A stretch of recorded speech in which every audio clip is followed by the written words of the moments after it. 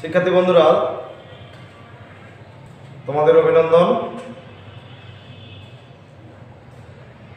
Video ক্লাসের ধারাবাহিকতায় আজকে লেকচার 11। আগের ক্লাসটি ছিল ম্যাক্সওয়েলের তত্ত্ব। নিশ্চয়ই তোমরা ম্যাক্সওয়েলের তত্ত্ব দেখেছো এবং বারবার দেখলেই বুঝতে পারবে এবং সর্বশেষের সমীকরণটি তোমরা মুখস্থ করবে।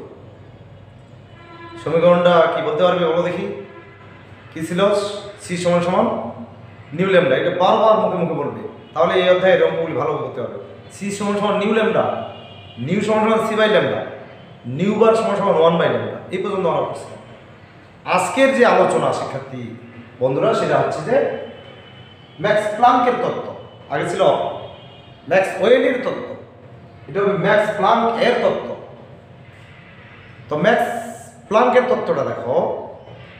ম্যাক্স প্লাঙ্কের আসলে ম্যাক্স প্লাঙ্ক কি ধারণা দিয়েছিলেন? ঠিক আছে, ম্যাক্স প্লাঙ্ক কি ধারণা দিয়েছিলেন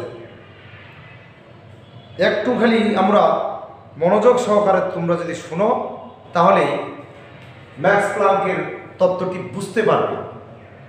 ম্যাক্স প্লাঙ্কের তত্ত্বটি বুঝতে পারবে যদি একটু মনোযোগ সহকারে শোনো। তো প্রথমত আমরা শুরু করবো সেখান থেকে, আলো থেকে। একটু আলো নিয়ে একটু পরিচিতি হই। পূর্বের ক্লাসেও বলছিলাম আলো কি। এই আলো সম্বন্ধে একটা ধারণা দিয়েছিলেন বিজ্ঞানী ম্যাক্স প্লাঙ্ক। ঠিক আছে, আলো সম্বন্ধে ধারণা। আসলে কি আলো? কি আলো প্রকার শক্তি যা আমাদের দর্শনের অনুভূতি জাগায়। এটা তো তোমরা পড়েছ। আলো এক প্রকার শক্তি, দেখতে সাহায্য করে। ঠিক আছে, আলো এক প্রকার বিকিরণ শক্তি তরঙ্গ বটে। মানে আলো উৎস থেকে আলো, ঠিক আছে, আলো উৎস থেকে আলো বিকৃত হয়ে, আলোক শক্তিটা বিকৃত হয়ে তরঙ্গ আকারে চারিদিকে ছড়িয়ে পড়ে। কেমন করে? তরঙ্গ আকারে। বিষয়টা একটু চিন্তা করি এইভাবেই, যে কোনো আলো উৎস থেকে আমি যদি একটা অন্ধকার ঘরে একটা লাইট জ্বালাই বা একটা মোমবাতি ওপেন করি, ঠিক আছে, মোমবাতি জ্বালিয়ে দিই, তাহলে দেখা যাবে ওই মোমবাতি বা আলোক উৎস থেকে আলোক শক্তিটা তরঙ্গাকারে চারিদিকে ছড়ায়। চারিদিকে তরঙ্গাকারে ছড়াচ্ছে বলে তো চারিদিকে আলো পাচ্ছি। এটা একটা সাধারণ ধারণা আর কি। তো পূর্বে ধারণা ছিল এই আলোক উৎস থেকে আলোক শক্তি তরঙ্গাকারে চারিদিকে ছড়িয়ে পড়ে। তরঙ্গাকারে আলোক উৎস থেকে আলোক শক্তিটা তরঙ্গাকারে ছড়িয়ে পড়ে যে কোনো আলোক উৎস থেকে। সেটা হতে পারে সূর্য বা বিজলি বাতি বা ল্যাম্প বা যে কোনো আলোক উৎস যেখানে আমরা আলো পাই। এই আলোক উৎস থেকে আলোক শক্তি বিকৃত হয়ে তরঙ্গাকারে চারিদিকে নিরবিচ্ছিন্নভাবে ছড়িয়ে পড়ে। নিরবিচ্ছিন্নভাবে ছড়িয়ে পড়ে। এই ধারণাটাই বলবৎ ছিল। এই ধারণাটাই সবাই জানতো এবং বলবৎ ছিল যে আলোক শক্তি নিরবিচ্ছিন্ন আকারে চারিদিকে ছড়িয়ে পড়ে। নিরবিচ্ছিন্ন কেমন দেখো? নিরবিচ্ছিন্ন আকারে মানে এই যে আলোক শক্তি, আলোক শক্তি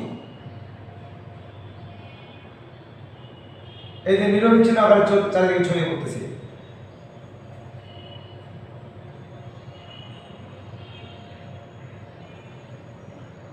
তরঙ্গ আকারে চারিদিকে ছড়িয়ে পড়তেছে। এটা আলো উৎস। আলো উৎস থেকে আলো শক্তিটা বিকৃত হয়ে, এই যে বিকৃত হয়ে তরঙ্গ আকারে চারিদিকে ছড়িয়ে পড়তেছে। এই ধারণাটাই বলবৎ ছিল, কিন্তু ম্যাক্স প্লাঙ্ক প্রমাণ করেন যে আলো উৎস থেকে আলোক উৎস থেকে আলোক শক্তিটা তরঙ্গাকারে নিরবিচ্ছিন্ন আকারে ছড়িয়ে না পড়ে একটি নির্দিষ্ট ক্ষুদ্র শক্তির প্যাকেট রূপে, খণ্ড খণ্ড রূপে নির্গত হয়। আবার বলি, আলো উৎস থেকে আলো নিরবিচ্ছিন্ন আকারে সেই বিকৃত শক্তিটা চারিদিকে ছড়িয়ে পড়ে। এই ধারণাটাই বলবৎ ছিল, কিন্তু ম্যাক্স প্লাঙ্ক প্রমাণ করেন যে আলো উৎস থেকে আলো নিরবিচ্ছিন্ন আকারে ছড়িয়ে না পড়ে একটি ক্ষুদ্র ক্ষুদ্র নির্দিষ্ট শক্তির প্যাকেট রূপে নির্গত হয়। একটি নির্দিষ্ট ক্ষুদ্র ক্ষুদ্র শক্তির প্যাকেট রূপে নির্গত হয়। এই ক্ষুদ্র শক্তির প্যাকেটকে বলা হয় ফোটন। এই ক্ষুদ্র ক্ষুদ্র শক্তির প্যাকেটকে বলা হয় ফোটন বা এক কোয়ান্টাম শক্তি। ফোটন বা এক কোয়ান্টাম শক্তি, ফোটন বা এক কোয়ান্টাম শক্তি। বোঝা গেছে? ফোটন বা এক কোয়ান্টাম শক্তি। অর্থাৎ তাহলে এই ম্যাক্স প্লাঙ্কের মতে আলো উৎস থেকে এইভাবে ছড়াবে। দেখো এটা, এই আলো উৎস,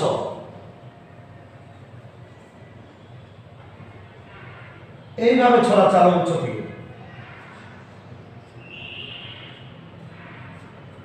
আলো উৎস থেকে এইভাবে আলোক শক্তিটা, এইভাবে আলোক শক্তিটা ক্ষুদ্র ক্ষুদ্র, এই যে ক্ষুদ্র ক্ষুদ্র শক্তির প্যাকেট রূপে, মানে ফোটন রূপে আলোক শক্তি আলোক উৎস থেকে চারিদিকে ছড়িয়ে পড়তেছে। ঠিক এরকম আর কি।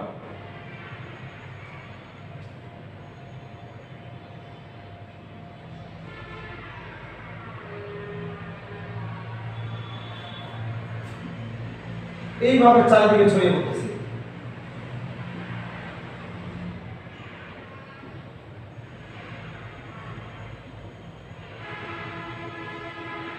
দেখো তো, এই দুইটা ছবির মধ্যে পার্থক্য এটাই যে শক্তিটা নিরবিচ্ছিন্ন আকারে ছড়াচ্ছে, আর এখানে নিরবিচ্ছিন্ন নয়, বিচ্ছিন্ন বিচ্ছিন্ন। এই বিচ্ছিন্ন ক্ষুদ্র শক্তির এককের নাম দেওয়া আছে ফোটন। ফোটন রূপে নির্গত হচ্ছে। এই ফোটনের যে শক্তি, সেই ফোটনের শক্তিটাকে ই দ্বারা প্রকাশ করা হয়। ফোটনের শক্তি হচ্ছে ই। ঠিক আছে? ফোটনের শক্তি হচ্ছে ই। আবার এই যে ফোটনের তরঙ্গদৈর্ঘ্য আছে, আবার কম্পাঙ্ক আছে, তরঙ্গ ফ্রিকোয়েন্সি, সেই বিজ্ঞানী ম্যাক্স প্লাঙ্ক, ঠিক আছে, এই ম্যাক্স প্লাঙ্ক এই ফোটনের শক্তির সাথে ওই ফোটনের, হ্যাঁ, ফোটনের শক্তির সাথে ওই ফোটনের যে কম্পাঙ্ক দেখতে পাচ্ছি আমরা, সেই কম্পাঙ্কের সাথে নিম্নরূপে সম্পর্কযুক্ত। নিম্নরূপ কেমন? ফোটনের শক্তিটা সেই ফোটনের কম্পাঙ্কের সমানুপাতিক। এইটাই প্লাঙ্কের সমীকরণ। তোমরা প্লাঙ্কের সমীকরণ নামে মুখস্থ করবে এটা। যদি আমি ধরাই যে প্লাঙ্কের সমীকরণটি বলো, তাহলে বলবা ই সমানুপাতিক নিউ, মানে যে কোনো আলোর ফোটনের শক্তিটা বা বিকিরণের সেই শক্তি, সেই বিকিরণের কম্পাঙ্কের সমানুপাতিক। যে কোনো বিকিরণ, যে কোনো আলো শক্তিটা হবে ওই আলো, ওই ফোটন, ওই বিকিরণের কম্পাঙ্কের সমানুপাতিক। অর্থাৎ ফোটনের কম্পাঙ্ক ফোটনের শক্তির সাথে সমানুপাতিক। শক্তি বাড়লে কম্পাঙ্ক বাড়বে, শক্তি না বাড়লে কম্পাঙ্ক বাড়বে না। শক্তি যদি হ্রাস পায় কম্পাঙ্ক হ্রাস পাবে। এইটাই। এখন সমানুপাতিক আমরা উঠাই দিব। সমানুপাতিক তোমরা উঠাই দাও। সমানুপাতিক যদি উঠাই দিই, তাহলে এখানে একটা ধ্রুবক নিতে হবে। তোমরা গণিতে বেশিরভাগ ধ্রুবক কে নেওয়া হয়, দেখেছো? কোথাও সমানুপাতিক উঠাই দিলে ধ্রুবক নিতে হয়। হ্যাঁ, এখানেও আমরা সমানুপাতিক উঠাই দিয়ে ধ্রুবক নিব। এখানে ধ্রুবকটা নিব কে, না সরি, কে গাণিত থেকে নেওয়া। এখানে আমরা একটা নতুন সমীকরণ, নতুন ধ্রুবক নিব, সেটার নাম হচ্ছে এইচ। এইচ একটা ধ্রুবক নিলাম। তাহলে এইচটা কিভাবে আসলো? সমানুপাতিক উঠাই দিয়ে ধ্রুবক। এই যে এইচটা কি, আমি যদি একটা সমীকরণ দিই নাম্বার 1, এইচ কি? এইচটা হচ্ছে ধ্রুবক। এইচ হচ্ছে ধ্রুবক। একে প্লাঙ্কের ধ্রুবক বলি। প্লাঙ্কের ধ্রুবক। একটা জিনিস চিন্তা করো, তোমরা এসএসসিতে কৌণিক ভরবেগ সূত্রটা পড়েছিলা যে mvr = nh/2π, ওখানে এইচ কথাটা পড়ছিলা যে এইচ হচ্ছে প্লাঙ্ক ধ্রুবক। সেদিন তোমরা প্লাঙ্কের সমীকরণটা অনেকেই করো নাই। এই যে প্লাঙ্ক, এই এখান থেকে এইচটা ওখানে গেছে, অর্থাৎ এই প্লাঙ্কের সমীকরণের এই ধ্রুবকটার নাম হচ্ছে প্লাঙ্ক ধ্রুবক। প্লাঙ্ক ধ্রুবকের একটা নির্দিষ্ট মান আছে, 6.626 × 10⁻³ জুল সেকেন্ড। আবার আরেকটা মান আছে এটা, ঠিক আছে? প্লাঙ্কের ধ্রুবক এই এর আরেকটা মান আছে 6.626 × 10⁻27 8 সেকেন্ড। এই দুইটা মান প্লাঙ্ক ধ্রুবকের, ঠিক আছে? এটা একটা, এটা একটা।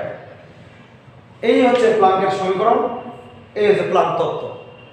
তাহলে তোমরা জানলা প্লাঙ্কের মতে আলো নিরবিচ্ছিন্ন নয়, বিচ্ছিন্ন শক্তির একটি ক্ষুদ্রতম একক হিসাবে চারিদিকে ছড়িয়ে পড়ে বা বিকৃত হয়।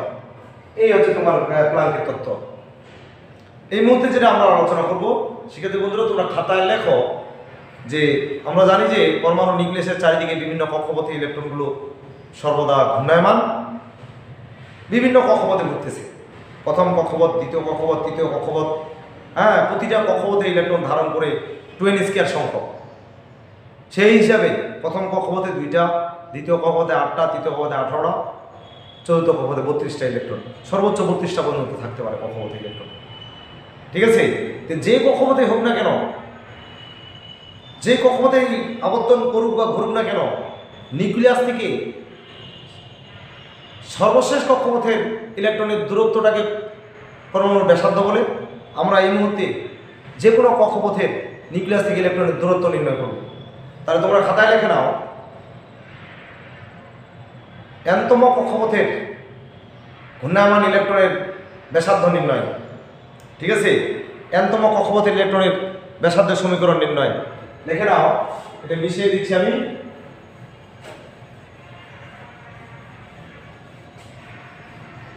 আমরা এখন ঘূর্ণায়মান ইলেকট্রনের ব্যাসার্ধের সমীকরণ নির্ণয় করব।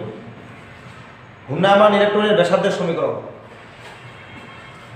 ঠিক আছে? খাতা তোমরা রেডি করো, খাতায় লেখো। ঠিক আছে?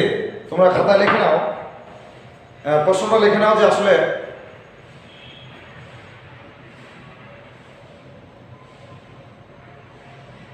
লেখো নিউক্লিয়াসের চারিদিকে স্টার চিহ্ন দিয়ে হয়